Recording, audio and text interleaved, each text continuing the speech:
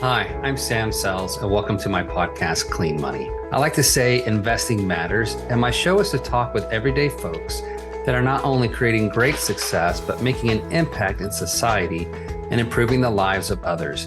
That is my mission, and I want to share my stories and others with you. Welcome to Clean Money.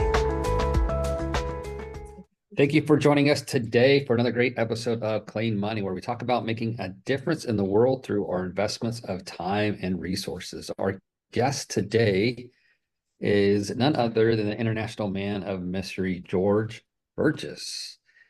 George, we've known each other for a long time. First started talking a few years ago, and what really struck us was we were both drummers. You incredibly good, me incredibly not good, but I like doing it anyways. And since then, the three of us have been pals and working together and doing all sorts of things in the commercial real estate space, investors and so forth. So George, if you would introduce yourself to our listeners and tell us a little bit about who you are, and then let's talk about drums for a bit. Yeah, no, I appreciate it, guys, and it's good to be on today. So just for anyone that's not seen me before, I started off this game as a musician and a drummer since the age of 6 years old. As you guys have heard many times in our investor calls and friendly chats, my father was a touring musician for EMI Records, one of the biggest labels on the planet at the time. So when I grew up, it was a house full of memorabilia and musicians and musical instruments. So, all my life I wanted to be a rock star. Started playing from a very early age at 6 years old, and then started working as a drummer from about the age of 10, 11, doing some gigs and playing live gigs and performances and various recordings, etc. And, the journey just continued to there. I was always a bit of a rebel in school, didn't want to, kind of go down the status quo and get the 9 to 5 job and this kind of thing. And, my mind just wandered. And during that time of being a musician, I was learning to essentially, work for myself and be super unorganized and earn my own money, which was very, very interesting. And sort of naturally had this tie to being an entrepreneur. And I think that came from the same path as my father, really, that once he came off tour and stopped working with his record label, he set up our family business in the UK. And he's been going for 42 years now with the same address and phone number as day one. So I was always very inspired by the musical side and the business side of my father, really, Sam. So, you know, I just continued and progressed. And then by the age of about 21, I was kind of a little bit disheartened in the music industry. And I didn't quite particularly like what I was seeing from the record label side of things and working with managers and, earning money from the music. And I kind of wanted to take things into my own control and earn my own money. And I was like most musicians, sometimes it's good, sometimes it's bad. But we had our money problems and we weren't making a killing doing music. So I thought, okay, I can make some money. And I was hooked into all of those, make money online ads, work for 6 minutes a day. And I believed it. So I started going down the Amazon FBA route and trying to learn how to buy and sell on Amazon and just really make my own money. And very quickly realized that it's not so easy in this business game to do that. But this was a great time. This is going back about 10 years ago now. And it was a great experience to be learning all about online marketing and processes and client generation and all this kind of good stuff. So I kind of went down the FBA route for a while. And then I was like, oh man, I really miss drumming. So why don't I do an online business that involves drumming? And that then led me to, starting an online drum tuition company. And again, this was just a really great 2, 3 year experience of building a drum company. And I spent a ton of money, borrowed a ton of money to buy all my equipment, record all my videos, create all this content, and then came to launch it to zero audience. So I spent zero money on marketing and all the money on product building, really. So So that George, was real a very quick, big lesson. I got a Yes. question for you, man, because you're selling yourself short here, right? You're acting like, oh, I just tried this drumming thing. You've told us you played on some of the biggest stages, right? You've been out there, you were successful. And that's a good like lesson learned for us and everybody else. It doesn't matter if you're super skilled and have the right people around you like George is. Sometimes you get up there and you start this coaching business, and that's God, man, it's gotta be so frustrating that to know that you've played on these big stages, and then you get up there in your coaching business, teach other people, and it's just not working, man. Right? I can't imagine what it's got to be like. Yeah, it's a really interesting point. I mean, there's a bit of pill to swallow in that. You know, when you've done these larger gigs and you've been in the studios of some of these bigger musicians and whatnot. But it was really, I think there was something within me, Jesse, that wanted to take things completely in my own control and not be reliant on other band members and managers and labels. And part of being a drummer in a band, and Sam, you can probably relate. I don't know if you're in the same boat as me, Sam, but I wasn't blessed with a beautiful angel's voice. So I couldn't just go and do my own gigs and sing and make my own music. I had to rely on being with a band and another songwriter. So as soon as from my point of view, as soon as you put your fate into somebody else's hand like that, all of a sudden you feel a lack of control, and you can't really control your own destiny then. And if that band comes to an end, or that manager decides to drop the band, or goes and has kids, or goes AWOL, which happens a lot in the industry, you kind of left at square one again. And I had a lot of highs in the music industry, but there's a lot of lows as well. And I thought we were really wise to get into business, so I don't have any low moments. And as you guys are Yeah, well aware, yeah. it's Start a just as business, much as a they roller say. That'll be coaster. easy. Yeah. Yeah. Yeah, Yeah. but no, so the music course thing was a really interesting avenue for me. And again, I learned a ton of things through that. But really, the biggest lesson I learned through that um, was actually I don't understand money. I'm just trying to make money, but I don't really understand money and how to look after money and invest money and manage the money essentially. So I just kind of thought, well, I've not been to obviously college or university. I've never studied this business game or finance game. So why not try and get a job working for a finance company and just kind of learn very hands-on? So very, very shortly after my online drum business, I wrote a bit of a story online. I guess you can call it a CV of some sort. And I ended up working for one of the largest financial advisories on the planet, independent financial advisory firm. And they had this property investment arm just starting out. And it was really interesting to me. I've been around property all my life as well because my dad's business is in the real estate sector and in the construction sector. So I've been an engineer. I have seen how buildings are built. I've worked with developers and architects, and I've seen the planning processes and all these kind of things. And I knew real estate investment was a lucrative career. We used to work with these developers that were buying these rundown, buildings and essentially refurbing them into a office building, or taking an office building and turning that into a residential apartment complex. So I was intrigued by this company, and this was again a really bitter pill to swallow because it was coming into an organization, first of all, into a corporation that I wasn't very ever interested in. As you guys are, in the same boat. I didn't want to work for the man and work for a corporation. And also as a complete entry level gig.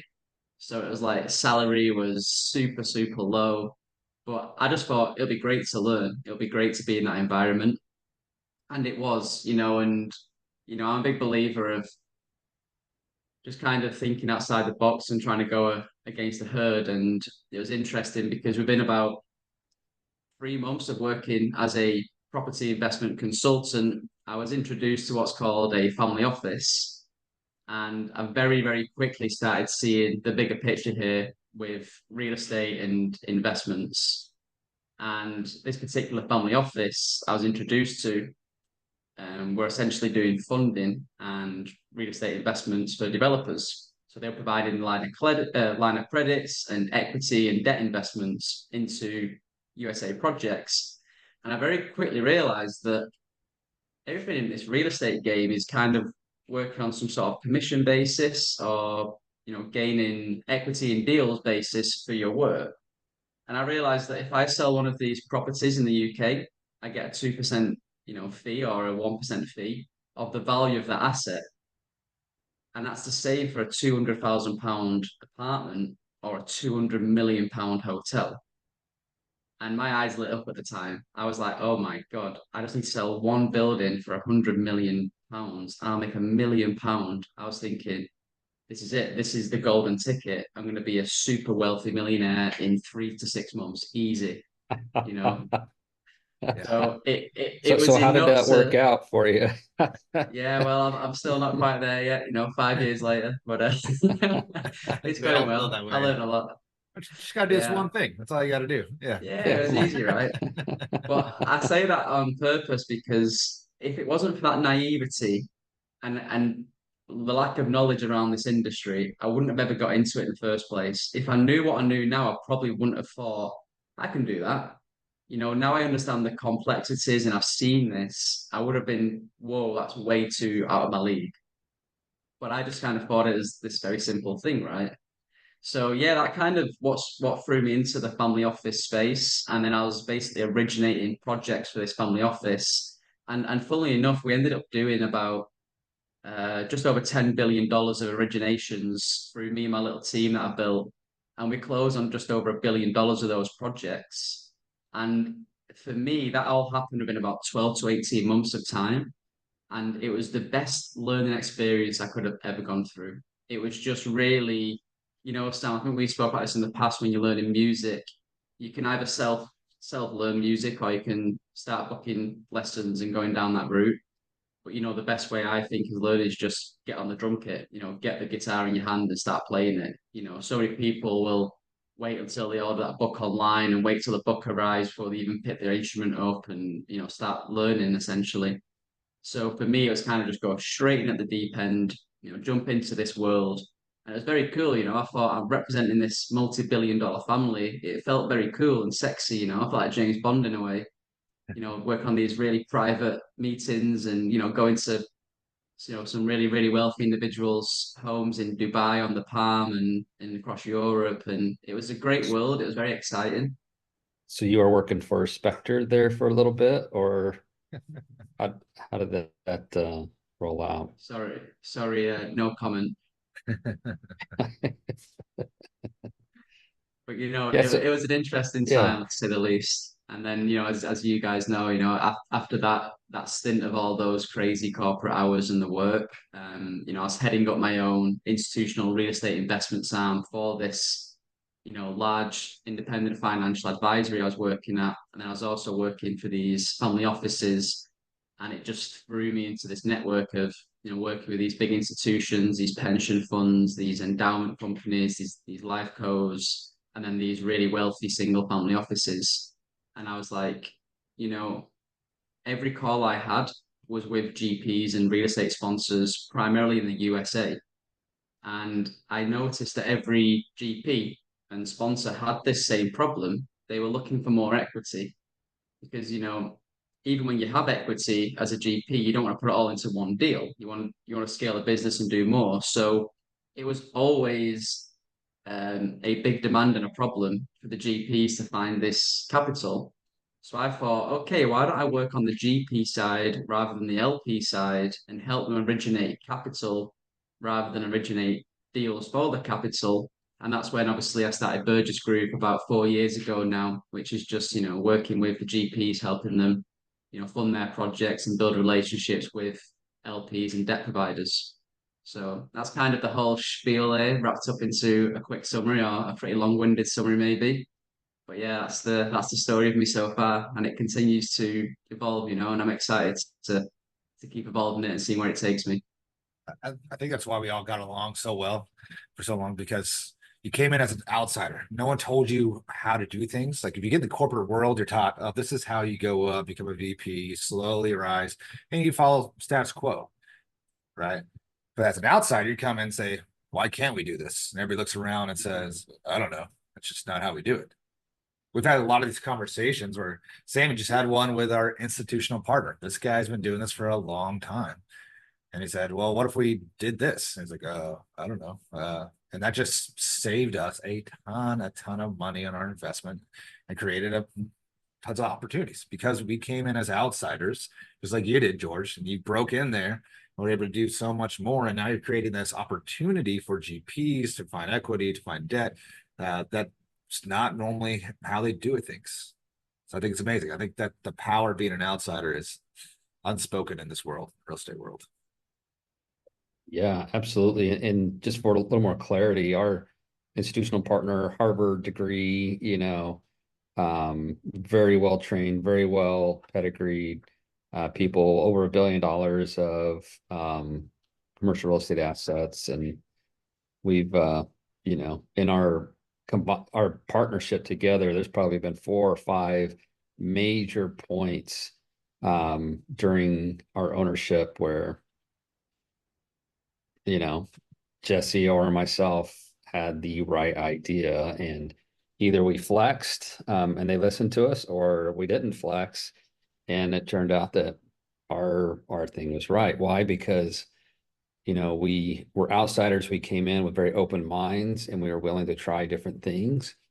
And we've just learned over time that there's definitely a method to the madness for those institutional groups. And as you know, it works for them, but it's not always the best for the deal. I remember, George, when we first started talking, we always vet each other, right? And we met through LinkedIn. And one of the things I brought up was, Dave Weckl and Neil Peart. And if you're a drummer and you don't know who Dave Weckl is or Neil Peart, then you're not a drummer. Like, you just don't know anything. And there's, plenty of other drummers out there, but like those are 2 of the best of the best of the best. And I remember you're like, oh yeah, and talking to me about all the stuff you did. And then I go and I see some of your videos and I'm like, holy cow, man, George is legit. I mean, I played in a jazz band, and I played, a lot of percussion, and I was in percussion ensembles, and we did gigs and everything else, but nothing to the level that you did. And you walked away from that, and everything that we've seen from you has always been just at this incredibly high level, well thought of, well thought through. And I just want to recognize and acknowledge, the passion you put into the work that you do now with institutional partners, family offices, preserving relationships, taking care of those relationships, nurturing them. And man, you've become such a powerful individual, partly because of your passion to make things work, but also partly because you've been through, the fire.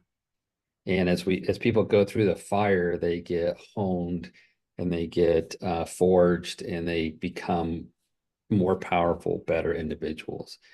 And I would just highly, recommend, if anyone is listening to this and they, are you from a family office or you're from an institutional group and you need someone who can help connect the dots between you and great GPs out there, sponsors, operators, etc., to definitely reach out to you, George.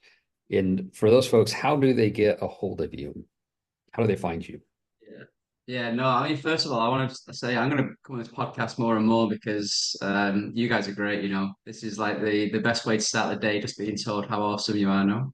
But no, I get it, man. But the best place to find me is LinkedIn. So the way we met 4 years ago, I'm a big fan of LinkedIn. There's mixed reviews on this in our world, but coming from the digital background, LinkedIn just been a great resource for me, and it's a great place for people to just see me and what I do. So you can just search my name, George Burgess, on LinkedIn, and then my website, which is www.burgess-group.co.uk. And on there you got the contact information and emails and all that kind of good stuff. Awesome, George. It's been so good to have you on the show. We'll have you again on the show, and just we've really enjoyed speaking with you. Really enjoyed working with you over the past few years, and look forward to seeing all the amazing things that you do in the world to create impact and make a difference, and to help people make a lot of money in the process. So thank you for joining the show, and We'll see y'all next time.